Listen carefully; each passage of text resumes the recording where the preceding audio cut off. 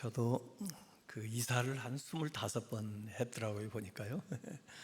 그리고 이제 정착해서 산 지가 한 15년 된 것 같습니다만은, 그 서울에서 자기 집을 지니고 산다는 건 좀 어렵죠.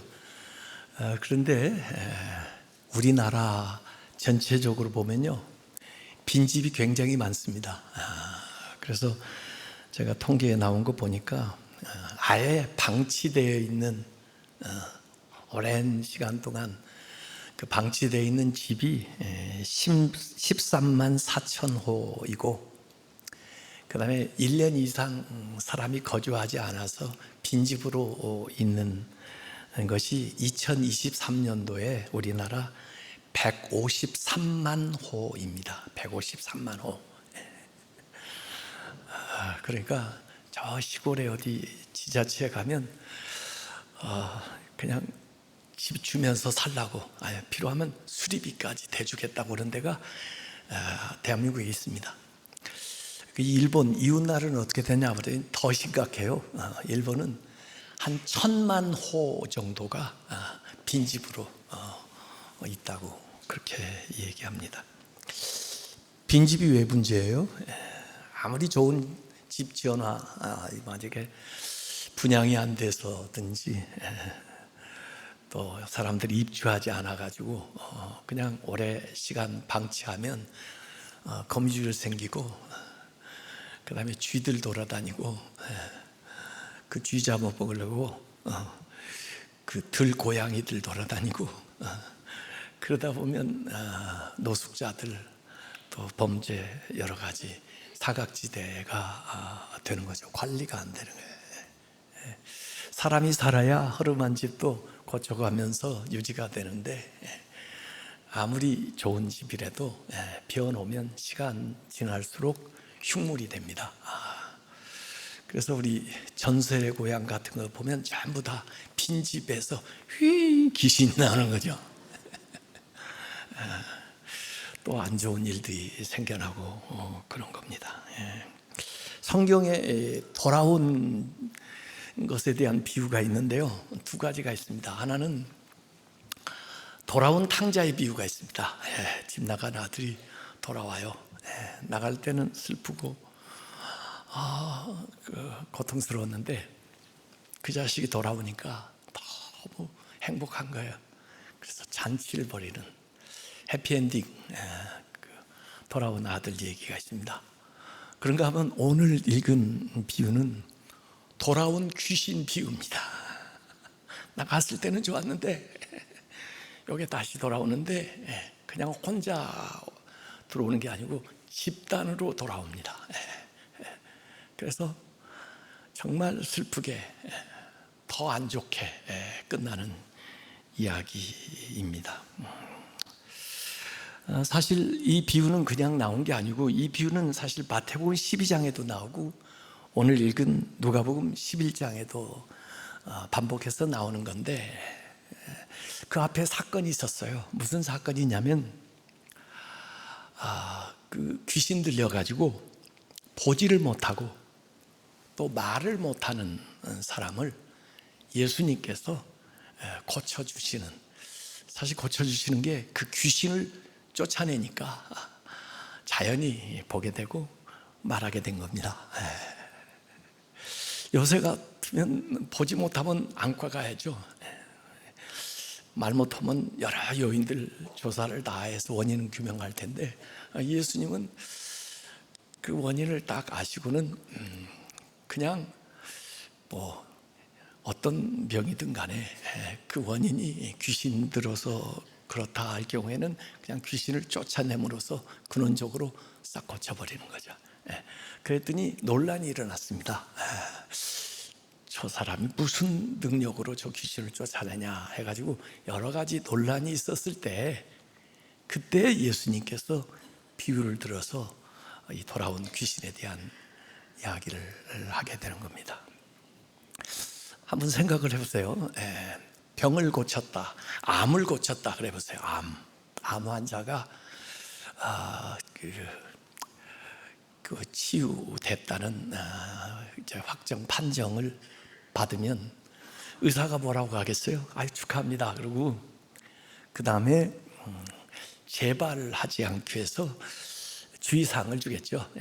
사실 이 암이라는 게 뭐 사람마다 다 다른 요인이 있겠지만 선생님은 흡연하고도 관계가 있는 것 같아요. 선생님은 술을 많이 드시는 것하고 관계가 있는 것 같아요. 또는 선생님이 하시는 일하고 또 그 자세하고 관련이 있는 것 같아요. 그러니까 앞으로는 다르게 사셔야 됩니다. 이렇게 의사가 얘기해 주지 않겠어요?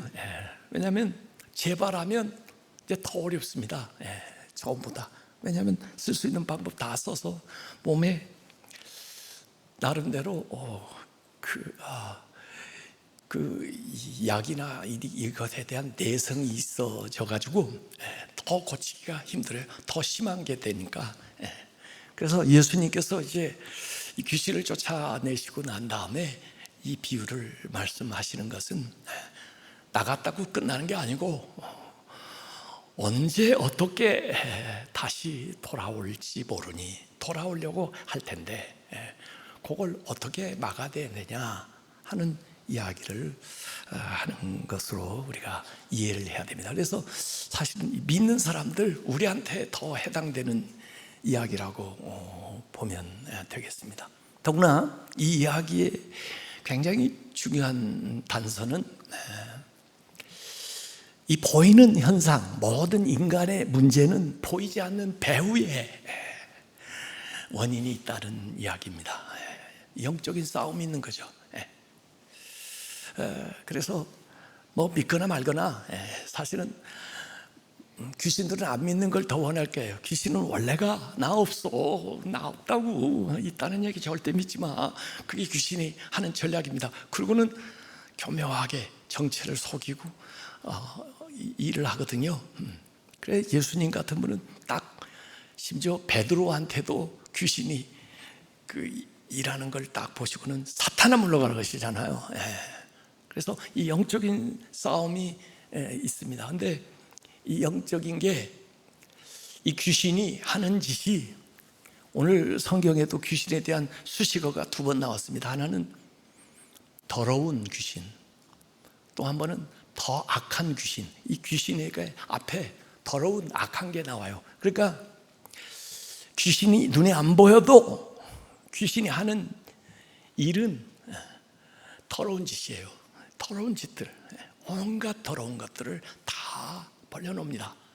또 악한 짓들이에요. 온갖 악한 것들이 전부 다 거기에서부터 기원해서 직접적으로 그의 작업이든 또는 영향을 받아서든 그것이 만들어 놓은 문화든 이 구조든 이런 걸 통해서 악이 오는 거예요. 반면에 하나님은 선하신 분이죠. 하나님은 좋으신 분이죠. 하나님은 의로운 분이죠. 이게 배후에서 진행이 되는데 이게 어떤 사람에게 들어가서 보지도 못하게 만들고 말도 못하게 만든다. 그러니까 그 사람보다 강한 이가 들어가서 그를 완전히 통제하니까 그렇게 되는 거 아닙니까?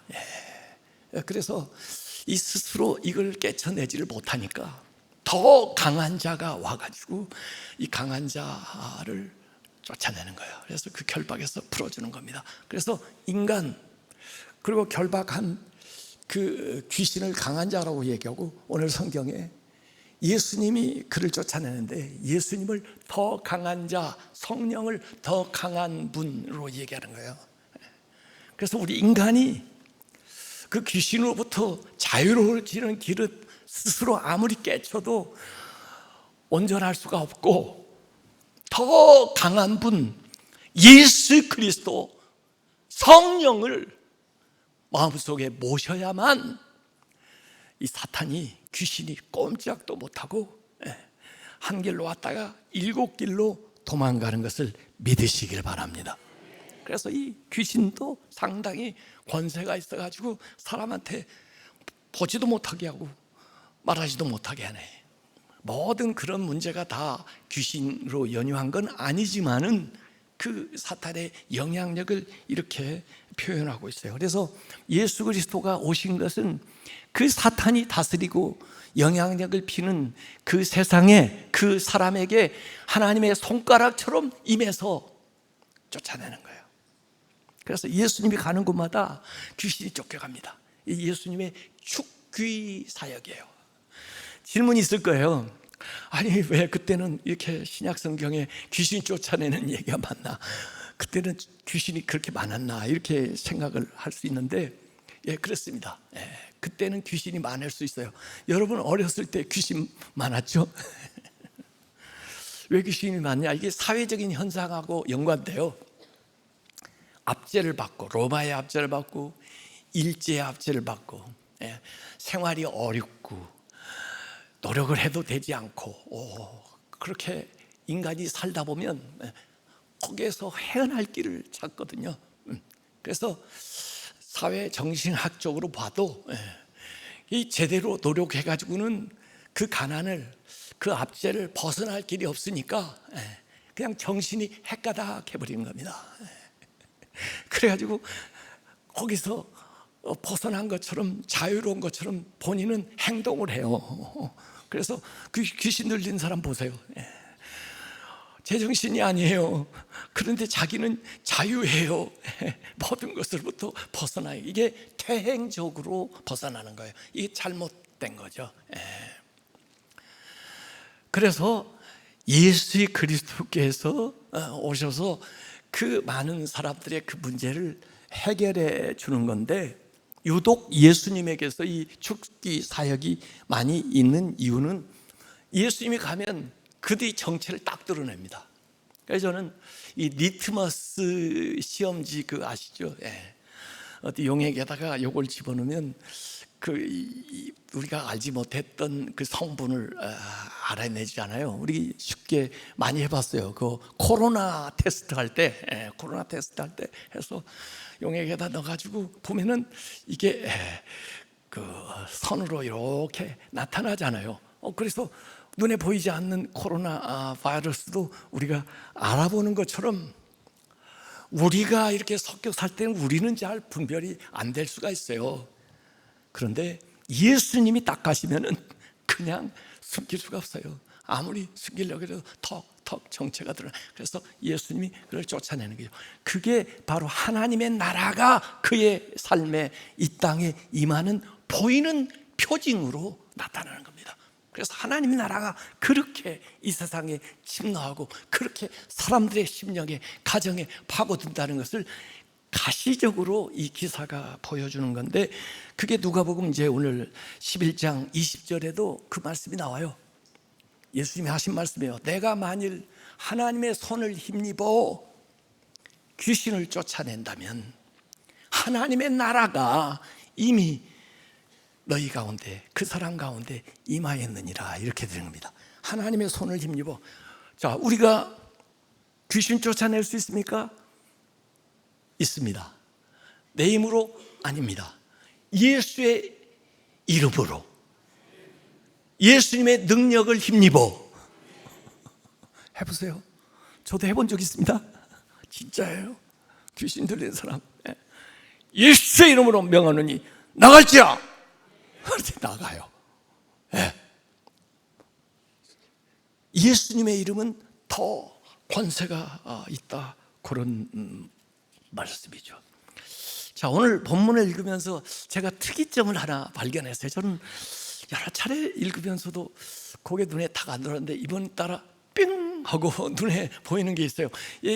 집 나간, 집에서 이제 쫓겨난 이 귀신이 쉴 곳을 찾아 다니는데 어디로 다니냐, 여기 보니까 물 없는 곳을 다니며, 이렇게 나옵니다. 물 없는 곳을 다니며. 신기하잖아요.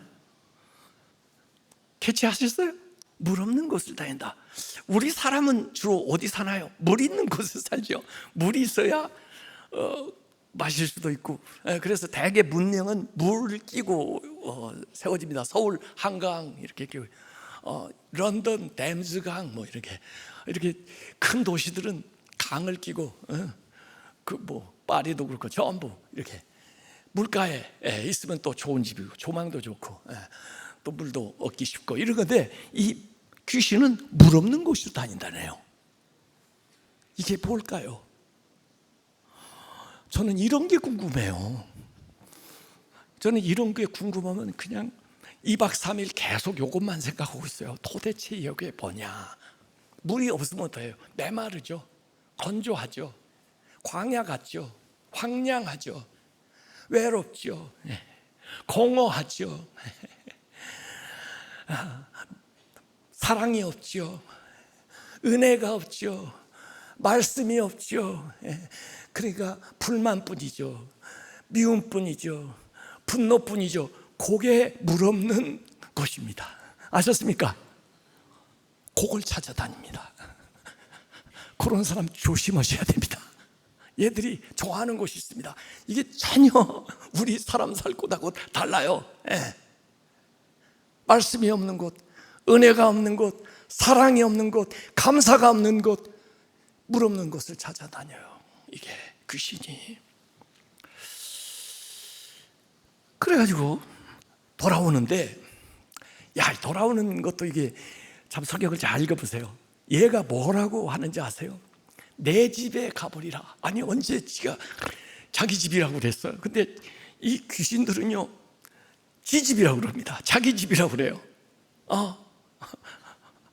이게 내 집인데 제가 지 집이라고 그래요. 이게 참 환장할 노릇이에요, 이게. 지가 자유롭게 출입을 하니까 자기 집이라고 그러나 봐요.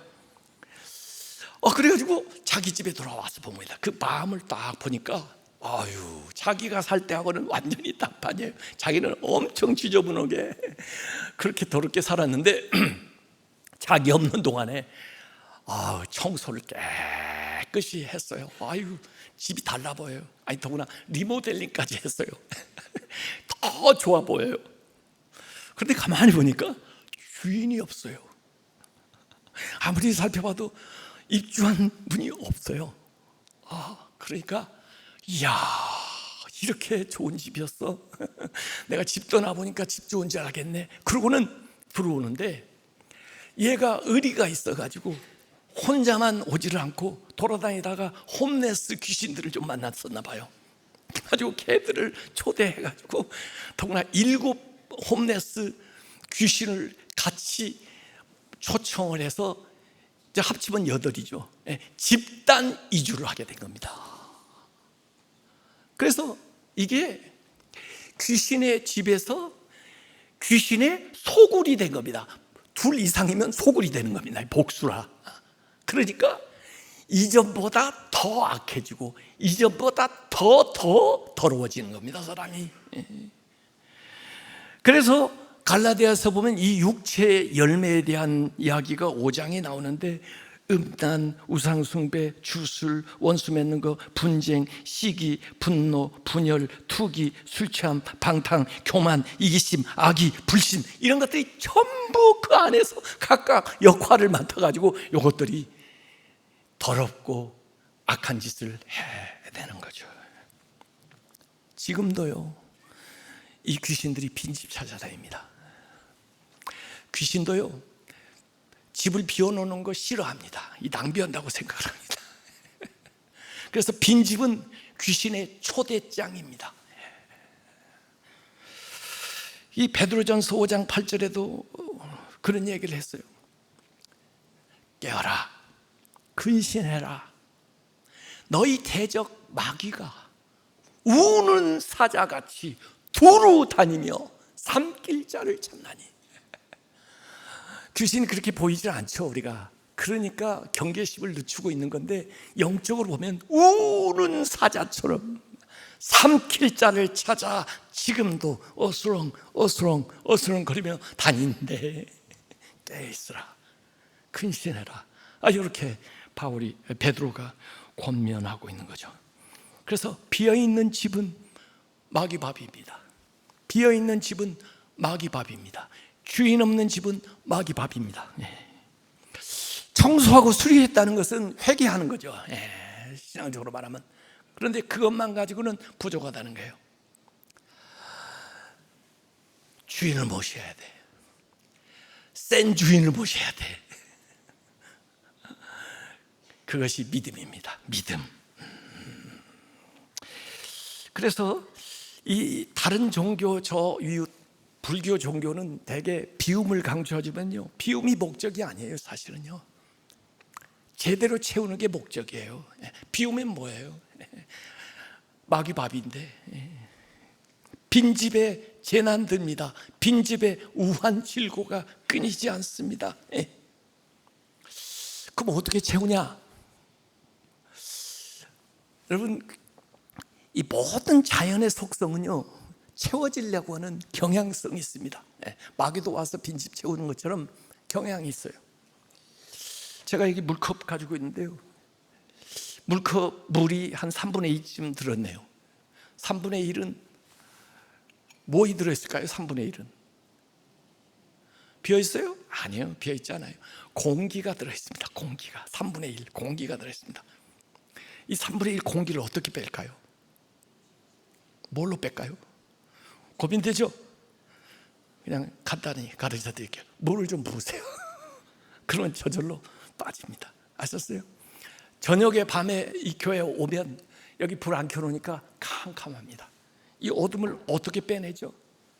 어둠을 어떻게 잡아내죠? 어둠을 고민되죠? 스위치 올리면 됩니다. 불 켜면 사라지는 겁니다. 어떻게 내 마음에 이 공간을 어떻게 하나 고민할 거 없어요. 주님으로 채우면 됩니다. 성령으로 채우면 됩니다. 말씀으로 채우면 됩니다. 그러면 쓸데없는 것이 저절로 빠져나가요. 없어져요. 나아가는 거죠. 그래서 오직 성령의 충만을 받으시길 바랍니다. 자기 마음에 이렇게 가슴에 한번 손을 얹어보세요. 얘기해보세요. 내 주인은 예수님이다. 문패 붙이는 거요. 쾅쾅쾅. 잘 박았어요. 자기 집에다가 문패 좀 붙여요. 내 집은 예수님이 주인이다. 실제로 해보세요. 내 집은 예수님이 주인이다. 못 박으세요. 쾅쾅쾅. 채우면 됩니다. 이름뿐 아니라 내용까지 채우면 됩니다. 그게 성령 충만한 거예요. 송경민 목사라는 사람이 이 충만이라는 노래를 작곡했는데 참 좋은 노래예요. 무명이어도 공허하지 않는 것은 예수 안에 나 만족함이라. 가난하여도 부족하지 않는 것은 예수 안에 오직 나는 부요함이라. 고난 중에도 견뎌낼 수 있는 것은 주의 계획 믿기 때문이라. 실패하여도 일어설 수 있는 것은 예수 안에 오직 나는 승리함이라. 난 예수로 충만하네. 난 예수로 충만하네. 영원한 앙대 안에 살아계시네. 예수로 이렇게 충만해요. 예수님이 내 안에 살아계셔. 그러면 성령이 내 안에 계시면 아까 육체의 열매와 전혀 반대의 열매를 맺습니다. 그게 성령의 9가지 열매예요. 사랑, 희락, 화평, 오래 참음, 자비, 양성, 준성, 온유, 절제, 이런 거. 열매를 보아 나무를 알 수 있다고 그랬죠. 내 안에 성령이 충만한지 마귀가 틈타고 있는지 열매 보면 알아요. 열매 해보세요. 뭐 있는지. 여러분, 은혜를 체험하고 나서 타락하면 더 악해집니다. 오늘 성경에도 나중 형편이 전보다 더 악하다. 8배나 악해져요. 8배. 그래서 안티 기독교 교회를 공격하는 사람들 다 보면요, 나 옛날에 교회 다녔어.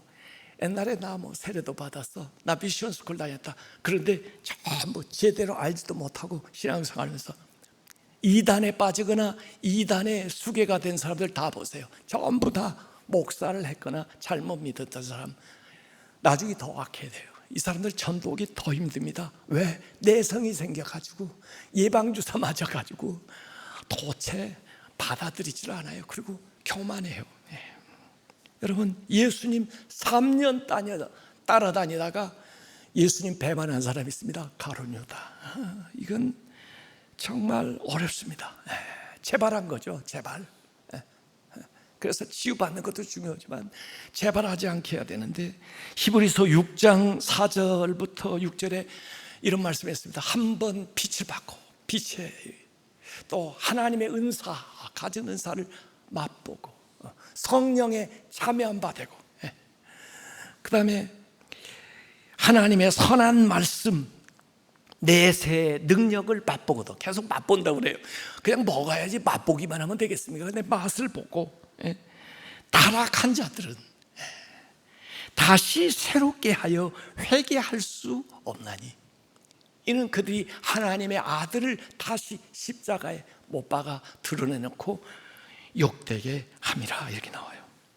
베드로후서 2장 20절에도 만일 그들이 우리 주 대신 구주 예수 그리스도를 알므로 세상에서 더러움을 피한 후에 귀신 쫓겨나갔어요. 그런데 다시 그 중에 얽매이고 지면, 예수님이 하신 말씀과 똑같은 구절이에요. 그 나중 형편이 처음보다 더 심하리니. 그래서 어떤 모양으로 되느냐, 베드로후서 2장 22절에 보면 개가 그 토하였던 것으로 돌아가고, 지가 토한 거 다시 먹는 거예요. 돼지가 씻었다가 더러운 구덩이에 도로 누웠다 하는 말이, 그 속담이 그에게 응하였다, 이런 말씀이에요. 여러분, empty house, 이 빈 집, 이게 사실은 empty life, 텅 빈 인생입니다. 이게 뭐예요? 비어있다는 게 공허하다, 무의미하다, 생명이 없다, 이런 거예요. 주인이 없는 빈집은 삶의 의미가 없고 삶의 목적이 없고 생명에 대한 감격도 없고, 그렇게 인생을 우왕좌왕하면서 살아가는 겁니다. 이걸 빅터 프랭클이라고 하는 사람이 죽음의 수용소에서, 그분은 아우슈비츠를 비롯해서 4개의 수용소를 돌아다니면서 수용되어 있는 동료 사람들이 거의 95%가 다 죽어가고, 그 중에 몇 사람 살아나온 그 실제 경험을 여기 전부 얘기하면서, 살아나온 사람의 공통점은 그 아무리 시련과 어려움 속에서도 의미를 발견했던 사람, 의미를 붙들었던 사람, 미래의 소망을 가지고 살았던 사람은 그 중에도 살아남았다는 거예요. 그 체험적인 걸 쓰면서. 그래서 인간에게 중요한 게 뭐냐? 의미다. 이게 로고스예요. 로고스는 원래 말씀이고, 로고스는 원래 예수님인데, 이분은 로고 테라피, 의미요법이라는 것을 여기 창안을 한 거예요. 그래서 사람들에게 아무리 절망적인 사람이라도, 이 사람이 정신 상담학 의사인데, 이 상담을 할 때 물어보는 거예요. 저는 죽고 싶어요. 하루에도 몇 차례 죽을 생각만 하고 자살을 시도했어요. 그래요. 그 얘기를 쫙 들어보니까 그럴만해요. 그래서 참 어렵군요. 인생 참 힘들겠군요. 그런데 말이에요, 당신이 죽으면 제일 슬퍼할 사람이 누구 있어요? 그랬더니, 그래도 멀리 떨어져 있지만 제가 딸 하나 있는데 제가 죽으면 그 아이가 슬퍼할 것 같아요. 그래요? 그러면 그 아이를 위해서라도 살 수 없어요. 이렇게 얘기하는 거예요. 그래서 그 조그마한 삶의 의미라도 붙들게 해줘요. 얼마 전에 제가 얘기했죠. 어떤 사람 그 책 제목이 떡볶이가 먹고 싶어 못 죽어. 죽고 싶은데 떡볶이 한 번 더 먹고 싶어가지고 죽을 수가 없는 거야. 떡볶이 한 번 먹고 나니까 또 한 번 또 먹고 싶어가지고 그 인생을 그 떡볶이에 의미를 부여하고 인생을 살아가요. 아니, 최소한의 의미를 부여할 수 있는 게 있어야 되는데, 그 로고스 의미는 하나님의 말씀밖에 그 영원한 의미가 어디 있어요? 예수 그리스도 로고스, 예수 그리스도 외에 세상에 영원한 의미를 줄 수 있는 게 어디 있어요? 하나님이 우리에게 주신 사명 외에 우리가 살아갈 목적이 어디 있냐고요. 그래서 대부분의 20세기의 사람들이 이 빅터 프랭클이 보니까 존재적 백큐움, 진공 상태에 빠져 있다는 거예요. 그래서 이 실존적인 상태가 빈집이라는 거죠. 빈집. 그 실존적 공허감이라고 이 사람이 얘기했는데, 유럽 학생들을 전부 데이터 내보니까 25%가 실존적 공허감에 시달리고, 미국 학생들 전부 조사해보니까 60%가 실존적 공허감에 살아서 그냥 뭘 해야 될지도 모르고 뭐 하고 싶은 것도 없고 그냥 정신없이 아노미 상태에서 빠져 살아갑니다. 그래서 남이 하니까 따라가는 동조주의에 빠지거나, 남이 시키기 때문에 할 수 없이 하는 전체주의에 매몰돼 가지고 나아가는데, 문제는 자기에게 주어진 여가 시간을 어떻게 쓸지를 몰라요. 그래서 여기서 나오는 말이 일요병이라는 게 나옵니다. 월요병은 들어봤는데 일요병은 뭐야? 이렇게 되는, 월요병은 뭐예요? 월요병은 일요일 잘 놀고 월요일 출근하려니까 또 그 일을 어떻게 해. 이게 월요병입니다. 근데 반대로 일요병은요, 주간 중에는 일 때문에 바쁘게 어떻게 정신없이 지냈는데 여가 시간이 떡 주어져서 네 마음대로 할 수 있어. 그런데 뭘 해야 될지 모르겠어요. 오히려 불안해요. 오히려 힘들어요. 그게 일요병입니다. 자, 연휴 많이 보내셨죠? 어떠셨어요? 행복했어요? 뭘 하셨어요? 잘 쓰셨어요? 누가 내 시간 좀 가져갔으면, 누가 그냥 나를 불러서 그 안에서 그냥 시간 가지 모르고 지냈으면 그러는데, 내가 주도적으로 나에게 주어진 그 많은 시간을 자기 스스로 건설적으로 잘 쓴다는 것, 이건 어려운 것입니다. 그건 훈련이 필요한 것입니다. 그것은 내 마음에 어떤 중심을 두고 사느냐가 결정하는 것입니다. 이게 실존적 공허라고 그러는 거예요. 그걸 견디지 못해서 사람들이 우울증, 공격성, 중독증, 나이 든 사람들이 느끼는 위기감에 빠지는 겁니다. 그걸 잘못된 방식으로 추구하는 것이 권력욕, 물질욕, 그리고 쾌락 추구, 성적 탐닉, 각종 중독으로 빠지는 것입니다. 이게. 그래서 사람들이 공허함과 허무함과 허망함을 이기지 못해가지고 술로 잊어버리려고 그러는데, 또 깨잖아요. 그러니까 또 마시고 또 깨잖아요. 계속. 그래서 술에 중독되는 거죠. 마약에 중독되고 도박에 중독되고 타락하는 거예요. 더 악한 것이 오는 겁니다. 그래서 이분은 로고테라피, 의미요법을 얘기하는데, 저는 예수 그리스도 성령 충만을 얘기하는 거죠. 대개 여성들, 주부들 40, 50대 되면 empty nest syndrome이라는 게 옵니다. 빈둥지 증후군이라고 그러죠.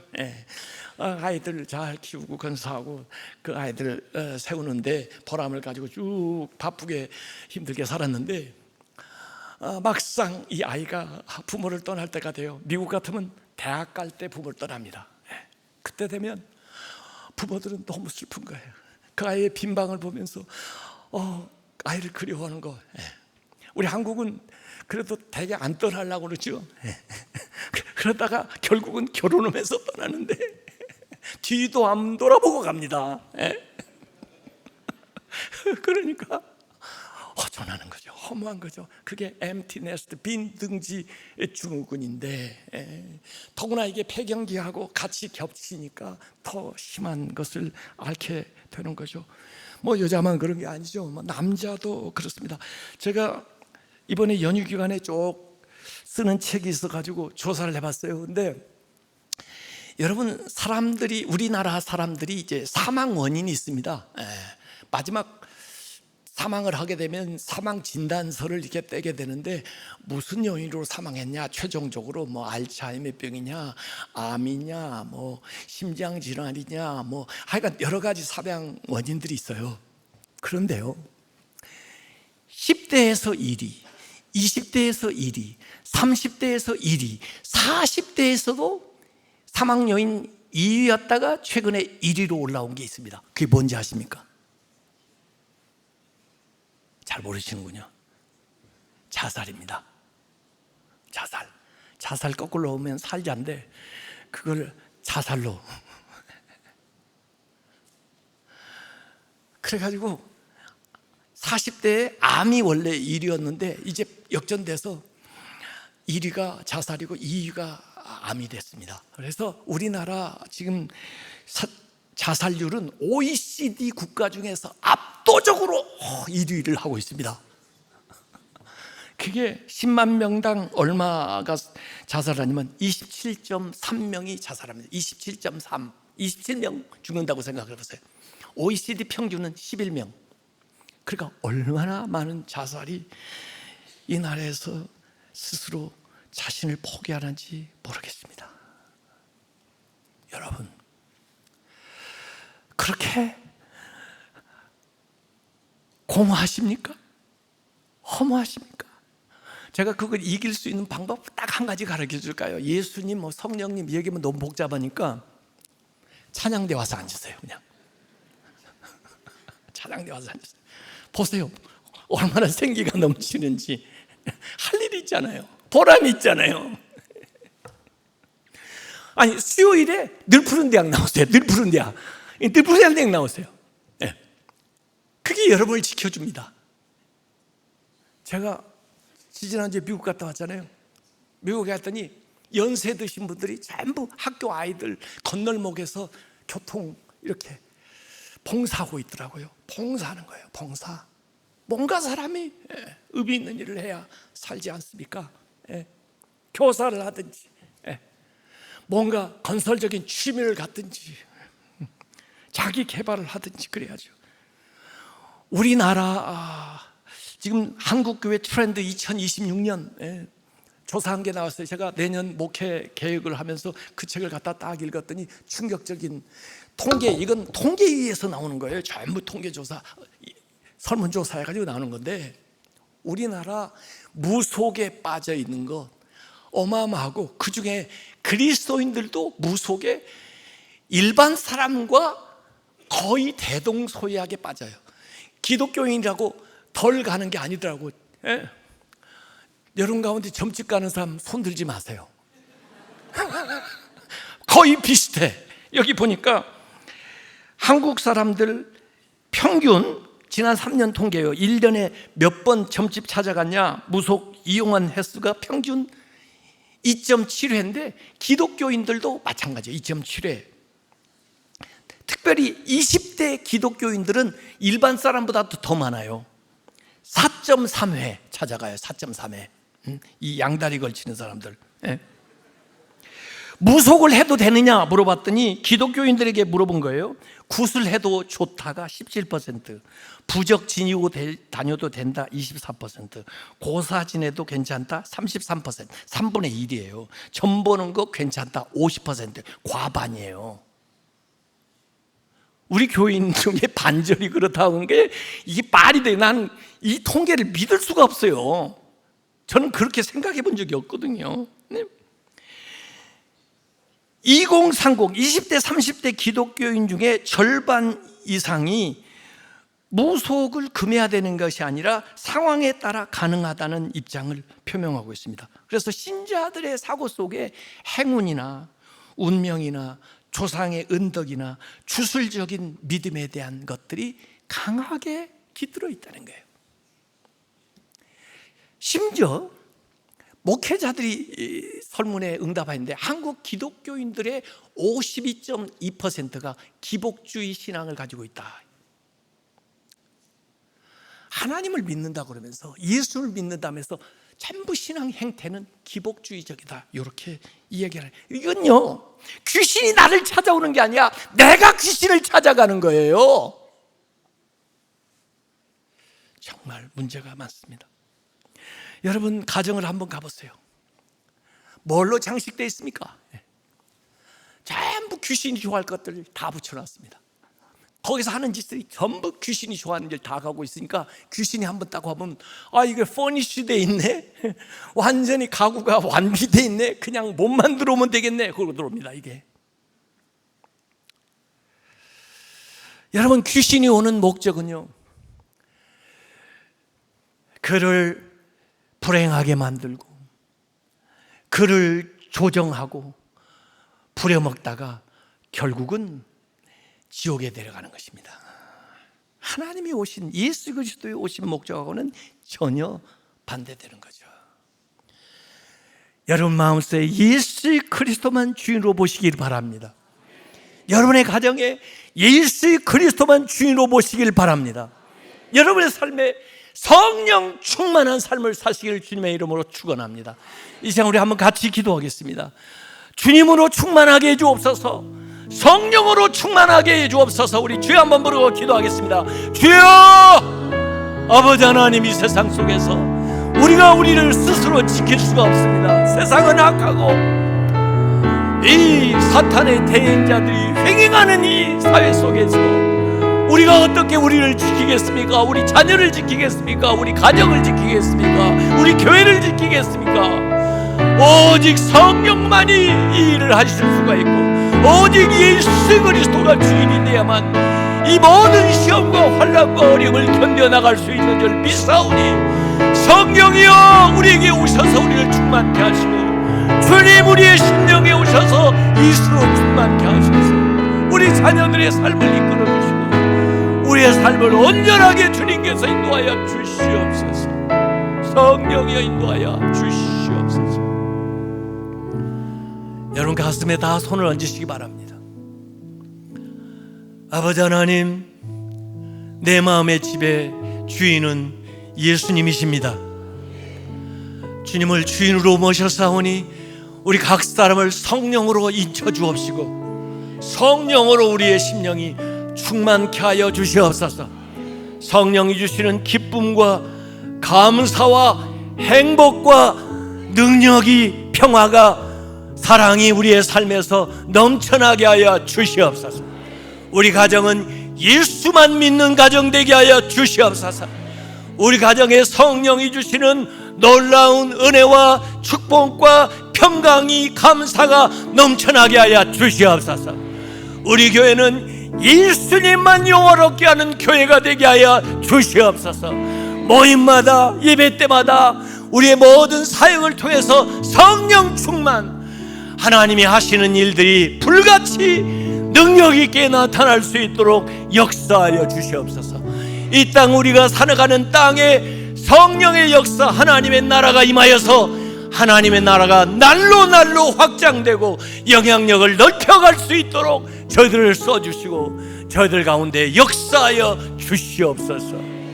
예수님의 이름으로 기도하옵나이다. 아멘.